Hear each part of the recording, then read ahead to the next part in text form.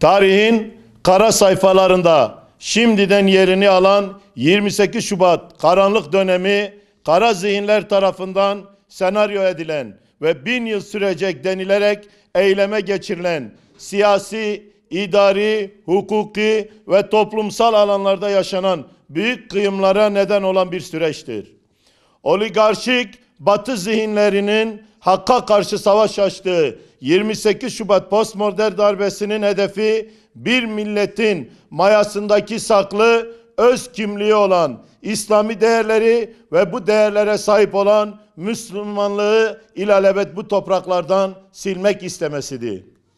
Her türden hak ve özgürlüklerin kirli emeller uğruna ayaklar altına alındığı, sırf namaz kılıyor ya da başörtüsü takıyor diye milyonlarca insanın hayatının karartıldığı, aynı zamanda Türkiye'nin siyasi tarihine kara bir leke olarak düşen bu sancılı ve meşhum yılların ortaya koyduğu ibretlik olaylar üzerinden 1000 yıl geçse de unutmayacağız, unutulmayacaktır.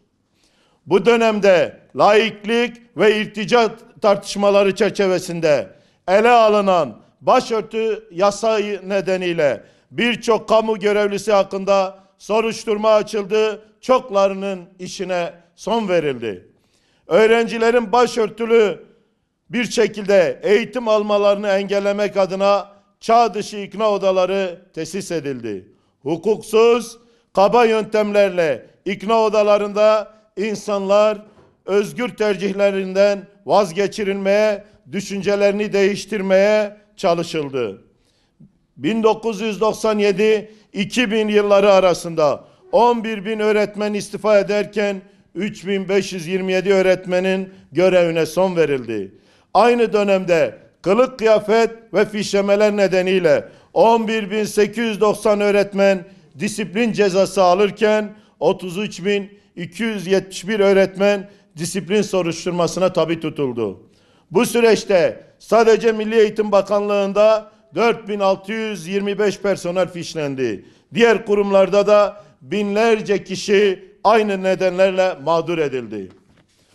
Bugün gelinen noktada 28 Şubat darbe hafızası ile oluşturulan güvenlik soruşturmaları düzeneğinden ötürü birçok kişi mağdur edilmeye halen devam edilmektedir.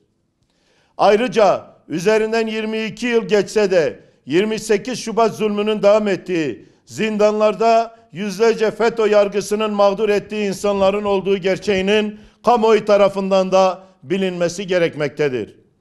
28 Şubat'ın hizaya koyduğu, düzlemde palazlanan paralel yargının kararlarıyla hapsedilen her çevreden mazlumun çilesinin bitmesi, briefingli ve paralel yargının içtihatlarıyla mahkum edilen masumlara dönük yargı zulümlerinin de artık son bulması gerekmektedir.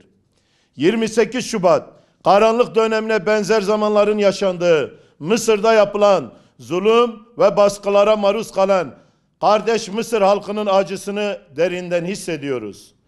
Son yaşanan elim hadiseyle rahmeti rahmana kavuşan 9 şehidin şahsında bütün şehitleri de burada rahmetle anıyoruz. Mazlum ve mustazaf Mısır halkının yanında olduğumuzu bir kez daha ifade ediyoruz.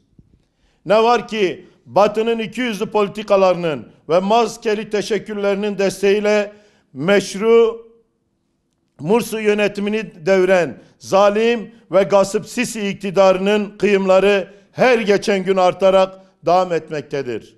Muhakkak ki Mısır'da yaşananlar küresel şer odaklarının İslam ümmetini nedenli büyük bir kuşatma altına aldığını göstermesi açısından da ibret vericidir.